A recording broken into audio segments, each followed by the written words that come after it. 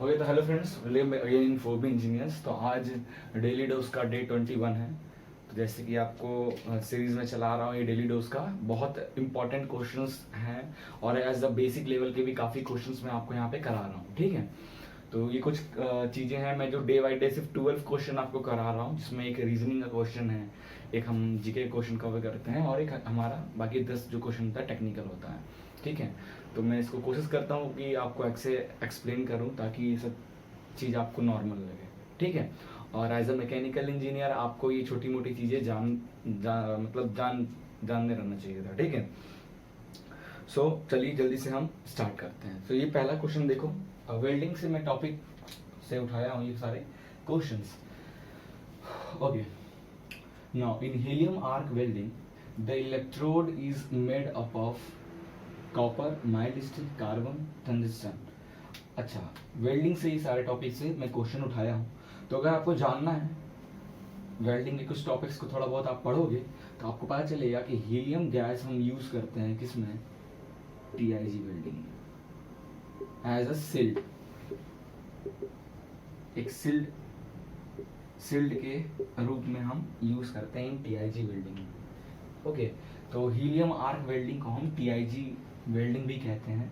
ठीक है, so the electrode is made up of, इसमें इलेक्ट्रोड क्या होता है आपको एक नॉर्मल आर्क वेल्डिंग से समझाऊं तो ये आर्क वेल्डिंग का हमारा होल्डर हो गया।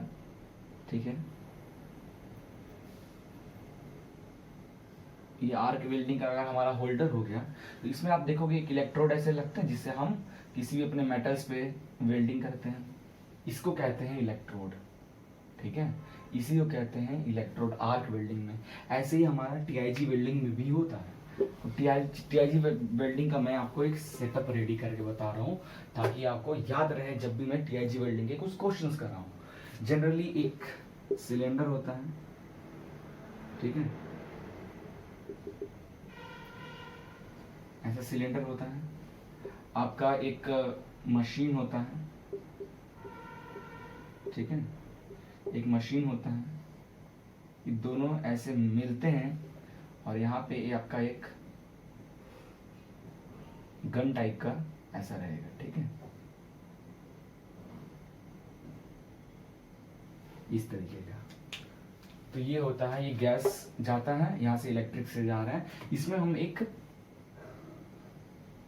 इलेक्ट्रोड यूज करते हैं जो कि नॉन कंज्यूमेबल इलेक्ट्रोड होता है, ये कंज्यूम नहीं होता है। आर्क वेल्डिंग में जो आप इलेक्ट्रोड यूज करते हो तो वो यूज होते होते छोटा हो जाता है, खत्म हो जाता है। बट इसमें जो हम टीआईजी वेल्डिंग में जो इलेक्ट्रोड यूज करते हैं वो जनरली हमारा टंगस्टन का बना होता है। ठीक है, और भी एक आध दो हैं उसके भी बने होते हैं, बट टंगस्टन आपको याद रखना मेन है। तो क्योंकि टीआईजी का फुल फॉर्म भी होता है tungsten inert gas welding. TIG का full form TIG, tungsten inert gas welding. ठीक है, तो ये जो गैसेस हैं ये हीलियम गैस भी हम यहाँ पे यूज करते हैं एज अ, जब आप वेल्डिंग करोगे, जब आप जिस सरफेस पे वेल्डिंग करते हो तो क्या होता है वहां से फ्यूम्स वगैरह निकलते हैं। तो अगर वो फ्यूम्स वगैरह अगर एंट्रैक्ट हो गए आपके एरिया में या बाहर के एयर, अगर आसपास का जो एयर है अगर एंट्रैक्ट हो गया आपकी वेल्डिंग जॉइंट में तो बबल्स, वेल्डिंग कमजोर हो जाएगी। ठीक है, वीक हो जाएगी। तो उससे कि ये जो गैस क्या है जब आप वेल्डिंग करते हो उसके आसपास ऐसे एक लेयर बना देता है ताकि कोई आउटर एयर अंदर एंट्री ना कर सके और बकायदा वेल्डिंग अच्छे से हो। ओके, तो ऑप्शन कौन सा होगा, टंगस्टन। तो हीलियम आर्क वेल्डिंग ऐसे ही मेन है, इसको टंगस्टन इनर्ट गैस वेल्डिंग कहते हैं। अब इसमें जो गैस यूज कर रहे हैं तो हम गैस के नाम पे इसको बोल दिए कि हीलियम आर्क वेल्डिंग क्या होता है। इसमें जो इलेक्ट्रोड यूज करते हैं तो बताइए कौन सा इलेक्ट्रोड है, टंगस्टन का आपको याद रखना क्योंकि टीआईजी टंगस्टन। ठीक है, नेक्स्ट क्वेश्चन देखते हैं। चलिए इस क्वेश्चन का आंसर दीजिए, बहुत आसान है। आई थिंक अब तक तो आपने आंसर दे दिया होगा इसका। ठीक है, which of the welding process uses non consumable electrode, अभी जस्ट बताया था टीआईजी वेल्डिंग। इसमें टीआईजी वेल्डिंग में जो हम इलेक्ट्रोड यूज करते हैं टंगस्टन का होता है और वो नॉन कंज्यूम नहीं होता है, वो नहीं कंज्यूम होता है। हम जो अलग से फिलर मटेरियल यूज करते हैं वेल्डिंग करने के लिए, हम क्या करते हैं फिलर मटेरियल, जो मटेरियल फिल करना रहता है दो मेटल को जब वेल्ड करने के लिए उनके बीच में फिलर मटेरियल तो डालना होगा, फिलर मटेरियल कंज्यूम होता है, ना कि हमारा इलेक्ट्रोड कंज्यूम होता है टीआईजी वेल्डिंग में। ठीक है, नेक्स्ट क्वेश्चन देखते हैं। ओके, ये क्वेश्चन देखिए, ये पूछा गया था 2007 में, ये भी क्वेश्चन पूछा गया था। ठीक है, इस टॉपिक पे थोड़ा सा एक्सप्लेन करूंगा मैं कि oxygen to acetylene ratio in case of oxidising flame. अब देखिए फ्लेम की जनरली यहाँ पे बात हो रहा है, तो हम जाहिर सी बात है रेशियो की ऑक्सीजन और एसिटिलीन की मिक्सचर जनरली हम कहाँ यूज़ करते हैं, तो आपको तुरंत याद होना चाहिए कि ऑक्सीजन और एसिटिलीन का यूज़ अगर कहीं कह रहा है तो इसका मतलब है हम कहाँ यूज़ कर रहे हैं, गैस वेल्डिंग में। ठीक है, गैस वेल्डिंग में हम जनरली इसका यूज़ करते हैं।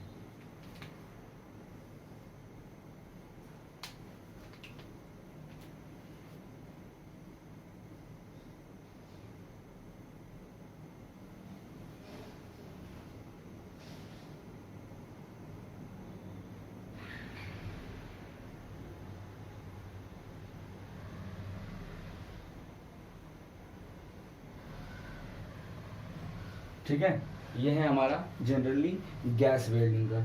अब इसमें देखिए, अब जनरली गैस वेल्डिंग में हम एक ऑक्सीजन का सिलेंडर होता है, एक हमारा एसिटिलीन का सिलेंडर होता है, इसे कहते हैं हॉर्स पाइप्स। ठीक है, इस पाइप को कहते हैं हॉर्स पाइप, और ये आपका नोजल हो गया या फिर आपका मेन गन जिसको बोलते हैं। ठीक है, अब इस पे बहुत सारे क्वेश्चन बनते हैं इस टॉपिक पे। जैसे कुछ क्वेश्चन मैं आपको बता रहा हूँ, ये जो रेड पाइप आपको, ये हॉर्स पाइप्स हैं, दिस इज वेल्डिंग टॉर्च, ये हॉर्स पाइप है। तो जो रेड वाली पाइप जिस सिलेंडर से आ रहा है ना, या जिस सिलेंडर का कलर या तो रेड है या तो मैरून है, जिस सिलेंडर का कलर या तो रेड है या तो मैरून है, वो एसिटिलीन होगा उसमें। ठीक है, एसिटिलीन गैस होगा उस सिलेंडर में। रेड पाइप सिलेंडर या तो रेड होगा या तो मैरून होगा, तो उसको आप देख के बता देना ये एसिटिलीन की सिलेंडर है। और जिसका हॉर्स पाइप ब्लू कलर का होगा उसमें ऑक्सीजन होगा। ठीक है, इसके जो सिलेंडर का कलर होता है जनरली ब्लैक कलर या ब्राउन कलर इसके आसपास। ठीक है, तो ये कुछ क्वेश्चंस आपको बताया हूँ, याद रखना है बहुत अच्छे से। तो देखो अब ये फ्लेम की बात कर रहे हैं, ये सब तो कॉमन चीज है, हम फ्लेम की बात कर रहे हैं। क्लियर है, तो ऑक्सीजन टू एसिटिलीन अब जा कर रहा है गैस में, या तो ऑक्सीजन और एसिटिलीन का मिक्सचर जा रहा है ना, उसी वही से तो फ्लेम निकल रहा है। रेशियो क्या होगा इन ऑक्सीडाइजिंग फ्लेम, जब का फ्लेम ऑक्सीडाइजिंग चल रहा होगा, इन दैट केस इसका मतलब यहाँ पे एक आपका एक रहता है कंट्रोल।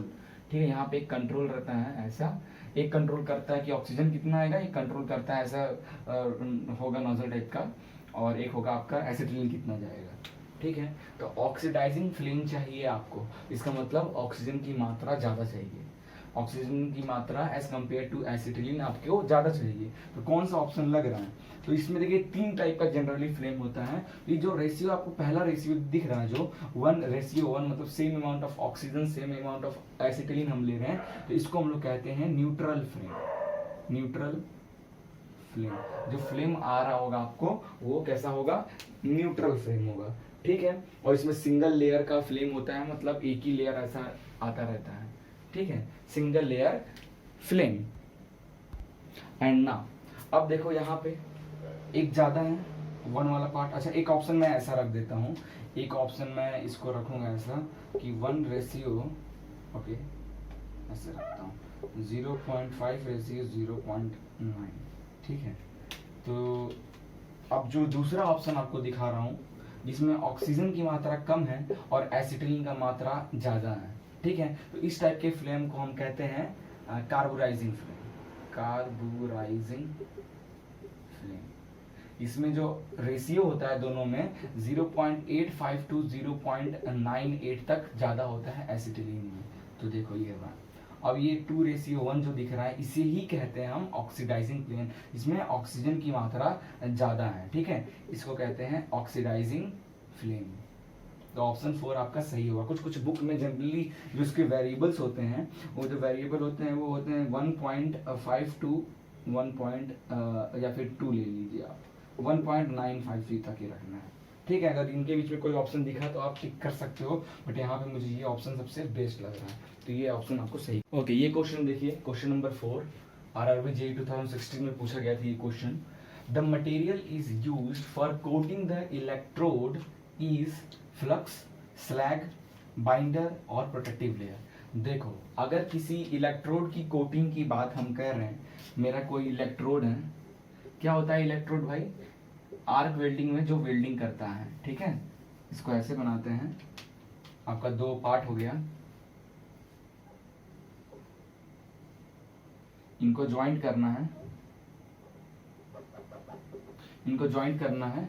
तो हम आर्क वेल्डिंग में ये इलेक्ट्रोड यूज करते हैं, एसएस का होता है, माइल्ड स्टील का इलेक्ट्रोड होता है, इसके ऊपर थोड़ा मिट्टी टाइप का आपको ऐसा कोटिंग लगा हुआ दिखेगा, क्लियर है। उस कोटिंग को हम क्या कहते हैं, फ्लक्स, स्लैग, बाइंडर या प्रोटेक्टिव लेयर। मैक्सिमम ने तो प्रोटेक्टिव लेयर आंसर दे दिया होगा, जो पढ़े हैं वो बता देंगे। फ्लस्क कहते हैं इसको, क्या कहते हैं, फ्लस्क। ये फ्लक्स के क्यों लगा होता है, ये ताकि जब आप वेल्डिंग करते हो तो कोई ऑक्सीडाइजिंग एजेंट अंदर की ओर ना आ जाए, अदरवाइज यहाँ पे वेल्डिंग क्रैक हो जाएगा, एटमॉस्फेरिक एयर वगैरह ट्रैप्ड हो गया वेल्डिंग करते टाइम, ठीक है। तो इसलिए क्या होता है, ये आसपास ऐसा फ्यूम टाइप का बना लेता है ये फ्लस्क, ताकि कोई भी एक्स्ट्रा बाहर की गैसेस आपकी वेल्डिंग जोन में ना जाए, ठीक है। तो ये आंसर होगा। ये क्वेश्चन देखिए, which of the following is not a welding accessories, ठीक है, इनमें से कौन सा एसेसरीज है जो कि वेल्डिंग में यूज नहीं करते हैं हम, केबल, हैंड स्क्रीन, ग्लव्स या इलेक्ट्रोड होल्डर। तो आप वेल्डिंग में इलेक्ट्रोड होल्डर का तो यूज करते हो, अदरवाइज बिना इलेक्ट्रोड जिससे जो टॉर्च होता है उसके बिना आप तो पावर सप्लाई नहीं कर पाओगे। ग्लव्स हम यूज करते हैं ताकि हमारा हाथ वगैरह में जले ना, हैंड स्क्रीन भी यूज करते हैं ताकि हमें जो लाइट वेल्डिंग कर रहे हैं तो वो लाइट ना दिखे, केबल भी यूज करते हैं, और तेल, सब सही हो गया, ठीक है। केबल भी हम यूज करते हैं, वेल्डिंग लीड जिसको बोलते हैं, ठीक है। तो जो केबल ये चीज लिखा हुआ है यही आपका ऑप्शन होगा, this is your option, this is not a welding accessories. अभी मैंने बताया जस्ट कि होगा, ओके। अपन जो केबल यूज करते हैं, केबल मतलब क्या, कहीं भी यूज करना, आपका घर में जो वायर वगैरह है, जो मेन लाइनिंग है उसको भी आप केबल कहते हो। यहाँ पे हम अगर लिखना होता तो इसको हम प्रोनाउंस करते हैं वेल्डिंग में वेल्डिंग लीड्स, ना कि केबल, ठीक है। इसलिए केबल ऑप्शन, वैसे तो जनरल कॉमन सेंस की आप जो लैंग्वेज में जो बात करते हो उसमें केबल ही बोलते हैं, बट इसका साइंटिफिक नेम है वेल्डिंग लीड्स, ठीक है। ओके, ये क्वेश्चन देखिए, अच्छा क्वेश्चन है, इंपॉर्टेंट क्वेश्चन है, पूछा गया है, कंफ्यूज करने टाइम में ऐसे क्वेश्चन पूछ दिए जाते हैं। In which type of welding a pool of molten metal is used, pool of molten metal का यूज वेल्डिंग के लिए कौन सा यूज करते हैं, देखिए टीआईजी में तो होगा नहीं, एमआईजी में तो होगा नहीं, आर्क वेल्डिंग में तो होता ही नहीं है। एमआईजी क्या, metal inert gas welding, metal का यूज करते हैं, ना कि मॉल्टन मेटल का यूज करते हैं। Electro slag, yes this is your right answer. तो मॉल्टन मेटल का जो एज अ वेल्डिंग में हम यूज करते हैं वो इलेक्ट्रो स्लैग वेल्डिंग ही है आपका, ठीक है। ओके, ये देखिए, ये क्वेश्चन देखिए, अच्छा क्वेश्चन है, ये काफी बार पूछा गया है, बहुत इंपॉर्टेंट क्वेश्चन है, ठीक है। ये क्वेश्चन आपका पूछा गया है 2008 में, यस 2008 में आरआरबी जेई में ये क्वेश्चन पूछा गया है कि प्लेन एंड बट वेल्ड में be used on a material up to approximately 25 mm thick होना चाहिए, 50 mm थिक, 40 mm थिक या 70 mm थिक। बट जॉइंट क्या है भाई, देखो ये एक हमारा मेटल पीस हो गया, ये दूसरा मेटल पीस हो गया, इनके बीच में ये वेल्डिंग, इसको कहते हैं बट जॉइंट। ये हो गया, ये नीचे दूसरा मेटल, इनके बीच में या ऐसे जो हम वेल्ड करते हैं इसको बोलते हैं लैप जॉइंट, ठीक है। बट जॉइंट, लैप जॉइंट, ऐसे ही होता है कॉर्नर जॉइंट, ठीक है, इसको बोलते हैं कॉर्नर जॉइंट, टी जॉइंट भी कहते हैं इसको, ओके। नहीं, this is corner joint, T joint ऐसा होता है बीच में, इधर वेल्ड इधर वेल्ड, ठीक है। तो ये जो बट जॉइंट है इसके लिए जो मटेरियल की जो थिकनेस होनी चाहिए, ठीक है, क्योंकि आप ऐसे रखकर जोड़ रहे हो, ठीक है, बहुत ज्यादा, तो इसकी जो थिकनेस होनी चाहिए ये कम से कम मिनिमम अप्रोक्सीमेट 25 mm थिक तो होना ही चाहिए। तो प्लेन एंड बट वेल्ड में be used on material up to approximately 25 mm thickness तक के लिए, ठीक है, याद रखना ये क्वेश्चन। चलिए, ये क्वेश्चन देखिए, एसएससी जेईई 2006 में का क्वेश्चन है, बहुत सिंपल क्वेश्चन है, ठीक है, कोई भी इसका आंसर दे सकता है, थोड़ा बहुत वेल्डिंग की जानकारी होगी तो। In arc welding, arc is created between the electrode and the work piece, ये आपका हो गया वर्क पीस, ठीक है, ये आपका हो गया इलेक्ट्रोड जो कि इसमें होल्ड है, ठीक है। तो इनके बीच में जो आर्क प्रोड्यूस होता है, वो आर्क क्यों प्रोड्यूस होता है? Because of flow of current. ये भी हमारा जो वर्क पीस है ये अर्थिंग से कनेक्ट होता है, ठीक है। ये वर्क पीस हमारा कनेक्ट होता है हमारी मशीन से, हमारी मशीन से ये भी कनेक्ट होता है। Because of flow of current the arc will be created. The flow of current, option 1 is your right answer. अब आपको अगला दो क्वेश्चन है, वो इसी टॉपिक पे दो क्वेश्चन है, आप देखना बहुत ये टॉपिक क्लियर हो जाएगा आपका अप्रोक्सीमेट। ये क्वेश्चन देखिए, इन DCSP the polarity of electrode and workpiece is क्या है? इस पहले समझिए DCSP क्या होता है। DCSP का मतलब क्या है? डायरेक्ट करेंट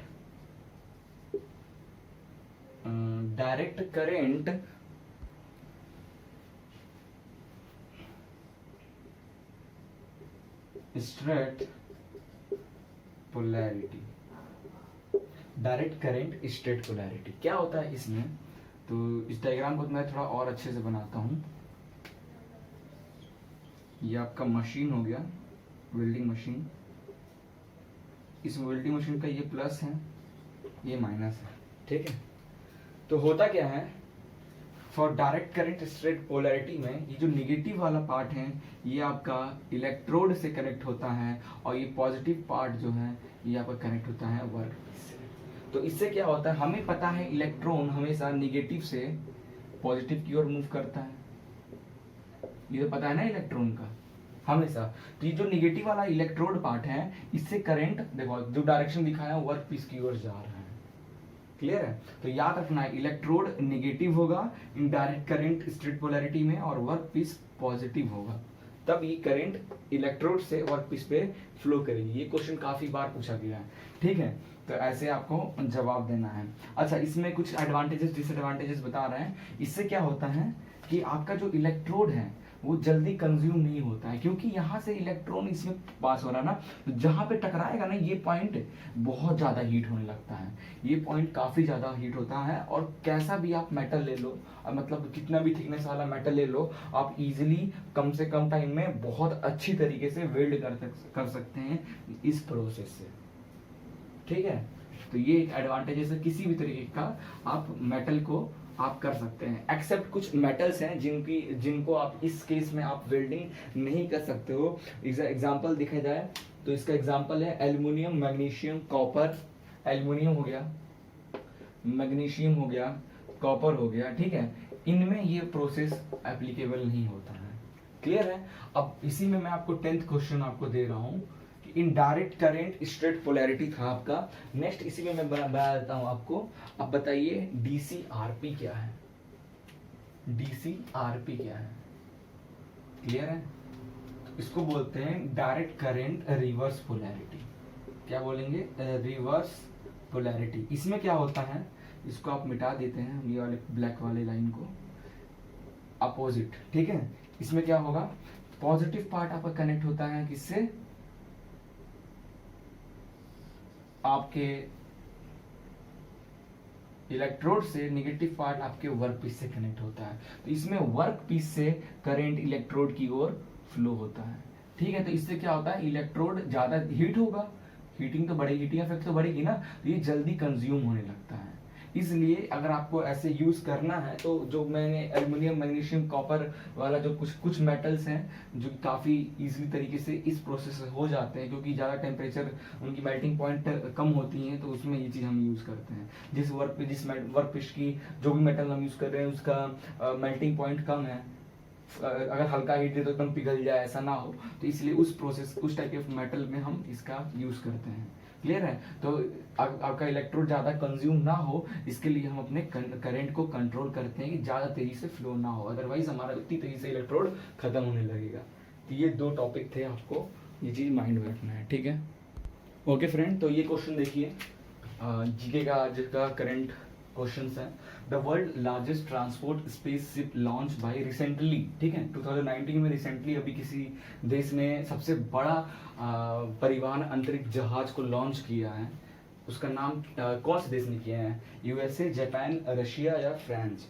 इसका आंसर होगा जापान। ठीक है, आपको याद रखना है, जापान ने लॉन्च किया था और जो एजेंसी है जो लॉन्च की थी उसका नाम है JAXA, Japan aerospace exploitation agency. ठीक है, कुछ इंपॉर्टेंट टर्म्स हैं जापान की, अब हम जब बात कर ही रहे हैं तो कुछ इंपॉर्टेंट टर्म है उसे भी देख लें। तो ओके, जैक्सा एजेंसी ने इसे लॉन्च किया था जिसका नाम है Japan aerospace exploration agency. JAXA agency, जैसे नासा होता है, अपने इंडिया का इसरो हुआ, ऐसे ही जापान का। क्लियर है? कैपिटल क्या है जापान का? टोक्यो। करेंसी कौन सा यूज होता है? येन। और वहाँ के जो पीएम है उनका नाम क्या है? शिंजो एबे। तो ये कुछ इंपॉर्टेंट है, आपको याद रखना होगा। ठीक है, ओके गाइस, तो आज का लास्ट क्वेश्चन है, डे 20 का आज का लास्ट क्वेश्चन रीजनिंग का क्वेश्चन है। ये क्वेश्चन आपके सामने है, आप बता सकते हैं। डायरेक्शन एंड डिस्टेंस टॉपिक का है।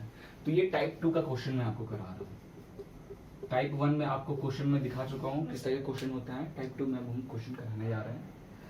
मैं इस क्वेश्चन को ट्रिक से भी करूंगा और मैं इस क्वेश्चन को मैनुअल भी करूंगा। मैनुअल इसलिए करूंगा क्योंकि ऐसे क्वेश्चन कभी कभी उसमें डिस्टेंस भी पूछ देते हैं। डिस्टेंस वाले टॉपिक में भी ऐसे क्वेश्चन आ जाते हैं, तो उसमें तो डायग्राम बनाना पड़ता है। मैंने बताया है सिर्फ एक ही ऐसा टॉपिक है जो टाइप है जिसमें आपको डायग्राम बनाना पड़ेगा, अदरवाइज बिना पेन कॉपी के आप सारे क्वेश्चन का आंसर दे सकते हो। सबसे पहले ट्रिक बताते हैं। ठीक है, देखो क्या हो रहा है। A man turns to his right after walking 15 metre straights and walks 45 metre again he turns to his right. अब इसमें ये नहीं कहा है, क्वेश्चन आप पढ़ोगे कि बंदा स्टार्टिंग में किस डायरेक्शन में गया है। इससे पहले जो क्वेश्चन था बोलता था कि वो साउथ की ओर जा रहा है, फिर उसने लेफ्ट टर्न लिया, राइट टर्न लिया। इस क्वेश्चन में जो टाइप 2 का क्वेश्चन है इसमें आपको पता ही नहीं स्टार्टिंग पॉइंट क्या है, किधर की ओर जा रहा है, बाकी सब डिटेल दे दिया।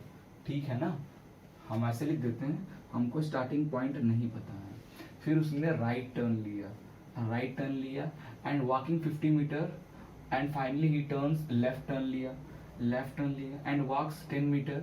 If now he is moving towards north, फिर वो नॉर्थ की ओर जा रहा है। Then in which direction did he start to walk? North की ओर जा रहा है। तो इसका आंसर आप क्या दे सकते हो?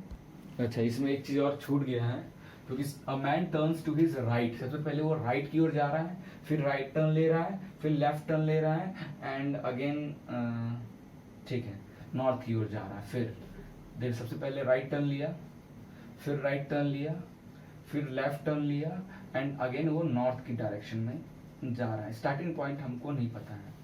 एक राइट से एक लेफ्ट कैंसिल, एक राइट बचा। ठीक है, एक राइट बचा, तो नॉर्थ का राइट क्या हो जाएगा? ध्यान देना, नॉर्थ का राइट क्या हो जाएगा? तो आप यहीं पे गलत हो जाओगे। अगर आप नॉर्थ का राइट लिख दोगे, east west north south, north का राइट ये होता है, ये राइट, क्योंकि अब मार्क करो, इधर की ओर देख रहे हो तो ये डॉट से मार्क कर लो हर लाइन को पहले ही कि इसका राइट होगा, क्लॉकवाइज डायरेक्शन में मार्क कर लिया।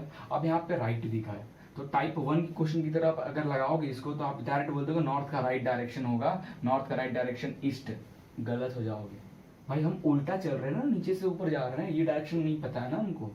तो राइट वाले पार्ट को कट कर कर आप उसको अपोजिट कर दो लेफ्ट, तो राइट नॉर्थ का लेफ्ट क्या हो जाएगा इस डायरेक्शन में 90 डिग्री वेस्ट, तो इसका आंसर हो जाएगा वेस्ट डायरेक्शन। ठीक है, अब मैं ये क्वेश्चन आपको मैनुअली कर रहा हूँ, मैनुअली ये क्वेश्चन मैं आपको करके बता रहा हूँ, देखना ये क्वेश्चन को कैसे करना है। मैनुअली देखते हैं। So a man turns to his right after walking 50 metres. तो आपको करना क्या है, किसी भी डायरेक्शन में आप चल दो, किसी भी डायरेक्शन में। तो लो मैं चल दिया, इधर 50 मीटर चला। ठीक है, 50 मीटर चलने के बाद मैंने राइट टर्न लिया, तो अभी 50 मीटर मैं इस डायरेक्शन में जा रहा हूँ तो मेरा राइट ये होगा, मैंने डॉट कर लिया। अब यहाँ से राइट टर्न ले लिया, राइट टर्न ले लिया, तो अभी राइट टर्न लेने के बाद ये हो जाएगा हमारा राइट साइड। तो 50 मीटर चलने के बाद राइट टर्न लिया बंदे ने, 45 मीटर चला, again he turns to his right and walking 50 metre. ठीक है, now again he turns right, फिर वो राइट टर्न लिया, तो राइट इधर है ना तो इधर टर्न लिया,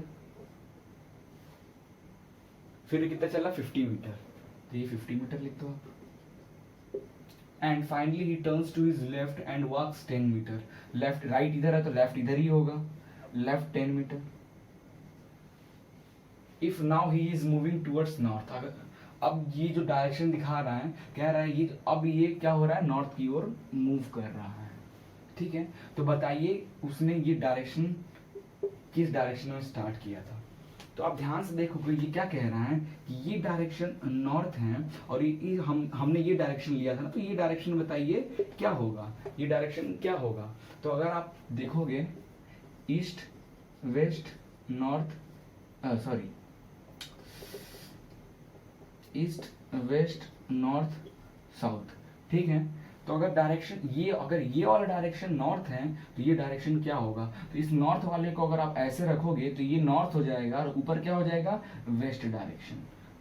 तो ये डायरेक्शन क्या हो जाएगा, वेस्ट। देखो ट्रिक से भी वेस्ट आंसर आया था, इससे भी वेस्ट आंसर आया। तो ऐसे हम इस टाइप के क्वेश्चन को सॉल्व करेंगे। ये टाइप 2 तरीके का क्वेश्चन था। एक क्वेश्चन और इस पे कराऊंगा ताकि आपका बेस इस पे और मजबूत हो जाए, बाकी आप खुद प्रैक्टिस कर सकते हो। और मैं रीजनिंग क्लास जल्दी लेकर आने वाला हूँ, जैसे वीडियो में बता रहा हूँ, कुछ इक्विपमेंट्स मैंने मंगाया है, वो आ जाए तो ऐसे ही इंटरेस्टेड टेक्निकल फील्ड से रिलेटेड मैं आपको रीजनिंग स्टार्ट करूँगा, ठीक है। Thank you.